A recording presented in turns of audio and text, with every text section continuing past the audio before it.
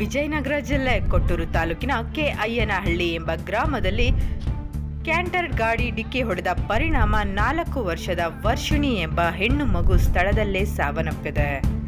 ತಂದೆ ನಾಗಪ್ಪ, ತಾಯಿ ಲಕ್ಷ್ಮಮ್ಮ ಈ ದಂಪತಿಗಳ ಪುತ್ರಿಯಾದ ವರ್ಷಿಣಿ ಎಂಬ ಮಗು ಕೊಟ್ಟೂರಿಗೆ ಆಸ್ಪತ್ರೆಗೆಂದು ಬರುವ ಸಂದರ್ಭದಲ್ಲಿ ರಸ್ತೆ ದಾಟುವಾಗ ಏಕಾಏಕಿ ಬಂದ ಕ್ಯಾಂಟರ್ ಚಕ್ರಕ್ಕೆ ಸಿಲುಕಿ ಸ್ಥಳದಲ್ಲೇ ಸಾವನ್ನಪ್ಪಿದ್ದು,